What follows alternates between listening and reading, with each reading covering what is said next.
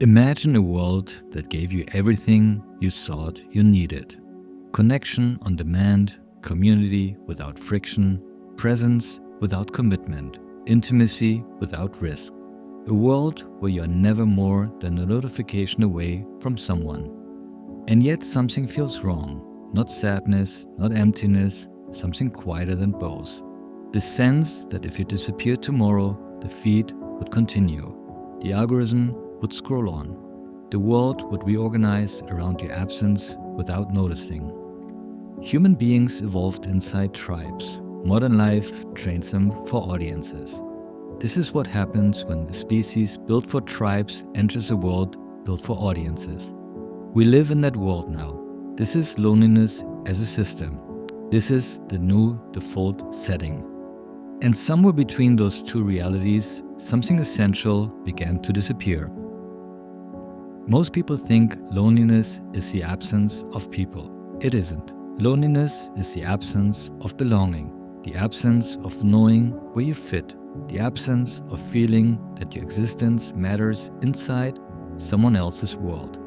This matters because the human nervous system was designed for belonging. Modern civilization optimized for mobility, flexibility, optionality, and independence. John Cacioppo, one of the world's leading loneliness researchers, spent decades studying this phenomenon. What he discovered changes how we should think about loneliness entirely. Loneliness functions much like physical pain. It is not the disease, it is the alarm. The pain is not the problem. The problem is what the pain is trying to point toward. It is the nervous system telling you that something essential for human survival is missing, which raises a disturbing possibility. If millions of people hear this alarm every day, perhaps the problem is not individual. Perhaps the environment itself has changed. This is no longer marginal. Gallup found that 23% of people worldwide felt lonely a lot of the previous day. More than 1 in 5 human beings hearing the same alarm. In other words, loneliness is not a personality flaw. It is a biological response to disconnection. The question is no longer why people feel lonely. The question is why so many environments now produce loneliness at scale. This is where most conversations about loneliness go wrong. They treat it as an emotional issue, something to manage, something to overcome, something to fix inside the individual. But loneliness may be something far more structural than that. For most of history, belonging arrived before identity. People inherited a place in the world before they were asked to define themselves. A family knew who you were, a community expected your participation.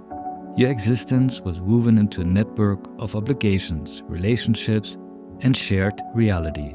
Today, much of the belonging architecture has disappeared. The modern individual is expected to construct meaning, purpose, identity, community, and intimacy largely alone. We traded the town square for the feed. Relationships became increasingly mediated by platforms. The audience economy replaced community. At first, this felt like liberation.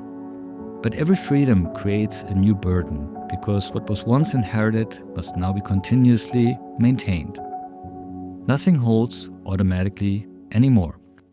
And this is where the German social psychologist Erich Fromm becomes important. Decades before social media, before dating apps, before artificial intelligence, Fromm saw the outline of the problem. He believed modern society was creating a strange paradox. Human beings were becoming increasingly free, while simultaneously becoming increasingly isolated. Freedom expanded, belonging weakened, mobility increased, rootedness declined. The individual gained independence but lost many of the structures that once gave life coherence. The modern world solved many material problems, but it quietly destabilized the conditions that make people feel connected to one another. This helps explain something that otherwise seems irrational. Loneliness appears in crowded cities, busy offices, and even intimate relationships. Because loneliness is not the absence of people. It is the absence of meaningful attachment. A person can spend an entire day surrounded by others and still feel profoundly alone. Belonging is not proximity. It is a feeling that your existence matters inside someone else's world, that somebody would notice you're absent, that your life is woven into something larger than your own survival. Modern systems struggle to create that feeling. In many cases, they actively undermine it. Modern systems increasingly mediate the things that once brought people together: work, entertainment, shopping, dating, and even community itself now arrives through platforms. The result is a culture optimized for convenience, but convenience and belonging are not the same thing. Convenience often removes the very friction that once created connection.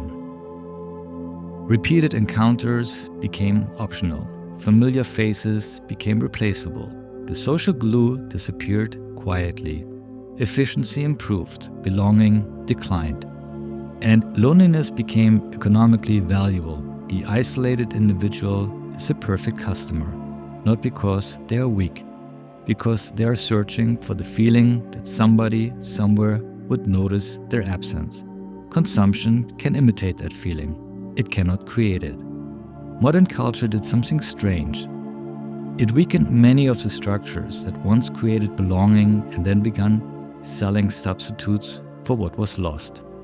Audiences replaced communities. Engagement replaced recognition. Constant interaction replaced meaningful attachment. The result is a culture saturated with connection signals while remaining hungry for connection itself. Many people are no longer suffering from a lack of communication. They are suffering from a lack of genuine human involvement.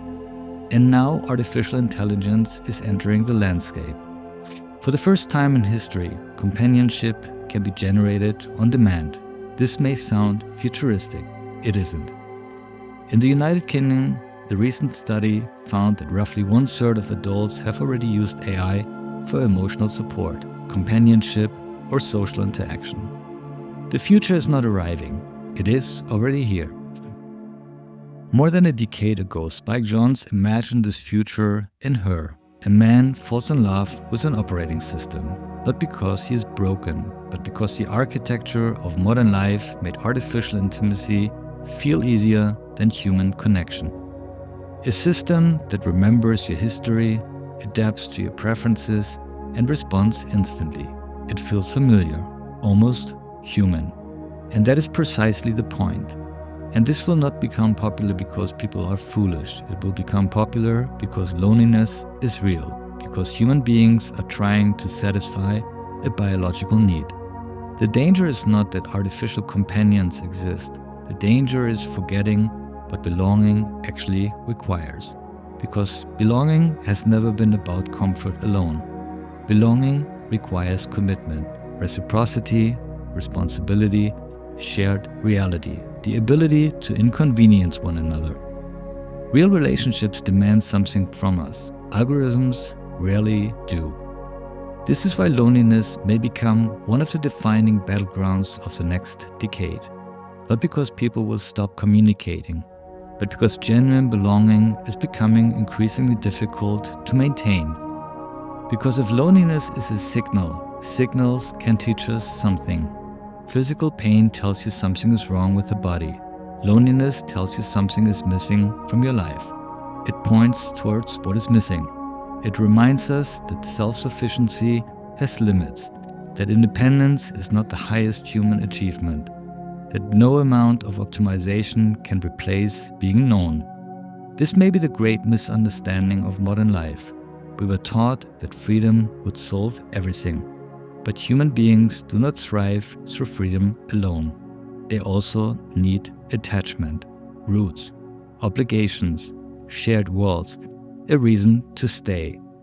Perhaps this is why so many people feel exhausted, not because they are failing, but because they are trying to carry alone what previous generations carried together. And this is a prophecy. The future will belong to those who can rebuild belonging in a world designed for escape. Those willing to commit when everything encouraged them to remain optional. Those willing to stay when convenience makes leaving effortless. Those willing to build something worth returning to. Because belonging may become the rarest luxury of the 21st century. Status can be purchased, visibility can be manufactured, wealth can be accumulated. Belonging remains stubbornly resistant to all three. Defeat can sell you an audience, but it can never hold your hand in the dark. Maybe loneliness is not proof that something is wrong with you. Maybe it is evidence that the human nervous system is responding honestly to an environment it was never designed to inhabit continuously. And maybe the answer is not more stimulation, not more content, not more optimization, but a return to something older, something slower, something stubbornly human. Because we used to inherit belonging, now we have to build it consciously. And the question is no longer, why are so many people lonely? The question is, what have we replaced belonging with? This is part of the TOMAAS prophecies, cinematic essays that don't just reflect the world, but read between its fractures through layered visuals and emotional pattern recognition. Art isn't decoration, it's intel. It translates what we haven't yet learned to name, because by the time everyone understands the shift, it already happened. And if something here felt uncomfortably familiar, leave the thought it triggered.